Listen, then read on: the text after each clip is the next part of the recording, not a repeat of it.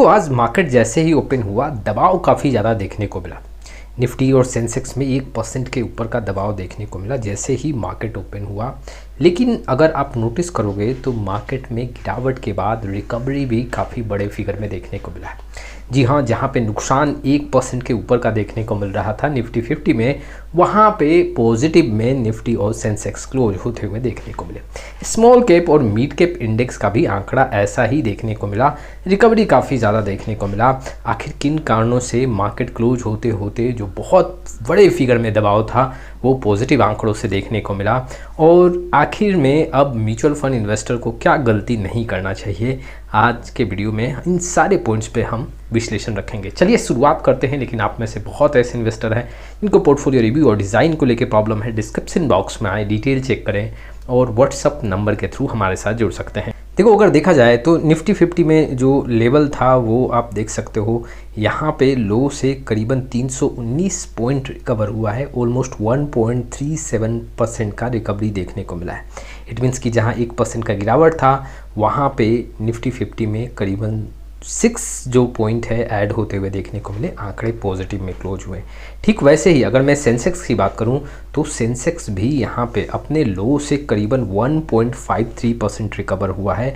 1132 point का recovery देखने को मिला है, जहां पे मार्केट जैसे ओपन हुआ 1000 पॉइंट के ऊपर का दबाव सेंसेक्स में देखने को मिला, वो मार्केट क्लोज होते होते रिकवर हो गया। लेकिन इसके पीछे रीज़न क्या है, आखिर मार्केट क्लोज होते होते इतना बड़ा रिकवरी कैसे हुआ? देखो अगर आप देखोगे तो बहुत ऐसे फैक्टर्स हैं जो मार्केट में प्रेशर बना रहे हैं, जैसे क्रूड ऑयल के प्राइस में जी हाँ अभी भी कोई नरमी देखने को नहीं मिल रहा है। दूसरा जो पॉइंट है, जो इंडियन करेंसी है वो लगातार कमज़ोर देखने को मिल रहा है। अब जो आंकड़ा है वो 96 के ऊपर देखने को मिल रहा है। उसके साथ ही साथ अगर आप नोटिस करोगे तो अब यहाँ पे इन्फ्लेशन का भी आंकड़ा धीरे धीरे बढ़ता हुआ देखने को मिल रहा है। एशियन मार्केट भी काफ़ी नेगेटिव देखने को मिल रहा है, उसका असर भी इंडियन स्टॉक्स मार्केट पे है।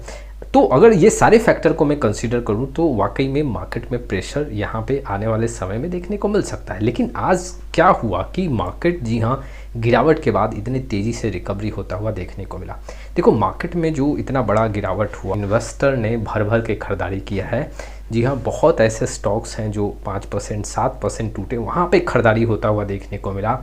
और बहुत ज़्यादा खरीदारी जो है वो आईटी सेक्टर के स्टॉक्स में देखने को मिला। जी हाँ, कई ऐसे स्टॉक्स हैं जो जी हाँ रिजल्ट के चलते काफ़ी नेगेटिव रहे, लेकिन कई ऐसे स्टॉक्स हैं जिनका रिजल्ट भी काफ़ी अच्छा रहा, जिसके चलते मार्केट को काफ़ी ज़्यादा सपोर्ट मिला, खरीदारी काफ़ी ज़्यादा बढ़ता हुआ देखने को मिला। जैसे अगर आज देखोगे तो कुछ ऐसे स्टॉक्स में जी हाँ जमकर खरीदारी हुआ है। 50 के स्टॉक्स की बात कर रहा हूँ। टेक महिंद्रा जो है आज करीबन 4 से 5% जंप लिया है। इन्फोसिस भी करीबन 2% के ऊपर, भारतीय एयरटेल में करीबन 1.5% के ऊपर, सन फार्मा करीबन 1.47 और बजाज फिनसर्व में करीबन 1.45% का यहाँ पे तेज़ी देखने को मिला। ऐसे स्टॉक्स में ज़्यादा खरीदारी के चलते जी हाँ निफ्टी 50 में यहाँ पे रिकवरी का आंकड़ा काफ़ी तेज़ी से देखने को मिला। देखो अगर मैं निफ्टी आईटी के इंडेक्स की बात करूँ तो आज जो है करीबन 2.5% जंप लेता हुआ देखने को मिला, और यही निफ्टी आईटी का जो इंडेक्स है वो मार्केट को काफ़ी ज़्यादा सपोर्ट किया है। यहाँ पे खरीदारी काफ़ी ज़्यादा देखने को मिला, जिसके चलते बॉटम से जहाँ पे 1000 पॉइंट सेंसेक्स टूट चुका था वहाँ से खरीदारी होता हुआ देखने को मिला। लेकिन जो फैक्टर्स हैं जी हाँ वो नेगेटिव हैं। यहाँ पे सेंटीमेंट्स जो है शॉर्ट ड्यूरेशन के लिए पॉजिटिव दिख रहा है, लेकिन हो सकता है कि सेंटीमेंट्स जो कुछ यहाँ पे न्यूज़ हैं उसके चलते आगे सेंटीमेंट्स नेगेटिव हो सकता है। लेकिन अब यहाँ पे म्यूचुअल फंड इन्वेस्टर को क्या गलती नहीं करना चाहिए? देखो बहुत ऐसे म्यूचुअल फंड इन्वेस्टर ये क्वेरी जनरेट कर रहे हैं कि क्या मार्केट में प्रेशर होगा, मार्केट यहाँ पे बहुत ज़्यादा गिर सकता है, क्या हम अपने म्यूचुअल फंड को यहाँ पे रिडीम करें, जो भी प्रॉफिट है वो बुक करें, और जब मार्केट नीचे के लेवल में हमें देखने को मिले तो फिर से हम वहाँ पे एक अपना री इन्वेस्टमेंट का पूरा स्ट्रैटेजी बनाएं। इन्वेस्टर को मैं यहाँ पे बताना चाहता हूँ कि जो भी आप परसेप्शन लेके चल रहे हो कि मार्केट गिरेगा ही गिरेगा, लेकिन अगर 1% भी सोचो कि अगर मार्केट नहीं गिरा, आपने म्यूचुअल फंड रिडीम कर दिया, मान लो आपका 10 लाख का पोर्टफोलियो है, 10 लाख का म्यूचुअल फंड पोर्टफोलियो आपने रिडीम कर दिया, मार्केट वहाँ से 10% जंप कर गया, तो अब क्या गलती हुआ कि आपका हाथ में 10 लाख का 10 लाख रखा रह गया, जहाँ पे आपको वहाँ पे 1 से 1.5 लाख का प्रॉफिट होता, वहाँ पे आपका पैसा ज्यों का त्यों पड़ा है। जी हाँ, तो ये एक नेगेटिव पॉइंट है। अगर मार्केट आप जैसा सोच रहे हो वैसा नहीं हुआ, मार्केट उल्टा मूव कर गया, तो आपको काफ़ी बड़ा नुकसान होगा। का जो एक लॉन्ग टाइम का कंपाउंडिंग का बेनिफिट है वो वहाँ पे मिस हो सकता है। देखो, कभी भी आप अगर लॉन्ग टाइम के लिए म्यूचुअल फंड में पार्टिसिपेट कर रहे हो तो मार्केट के करेक्शन पे आप म्यूचुअल फंड पूरा रिडीम मत करो। जी हाँ, आप रीबैलेंसिंग में रिडीम कर सकते हो। कोई म्यूचुअल फंड परफॉर्म नहीं कर रहा है वहाँ पे आप रिडीम कर सकते हो। कोई ऐसा रीजन है रिस्क को लेके तो वैसे म्यूचुअल फंड को रिडीम कर सकते हो।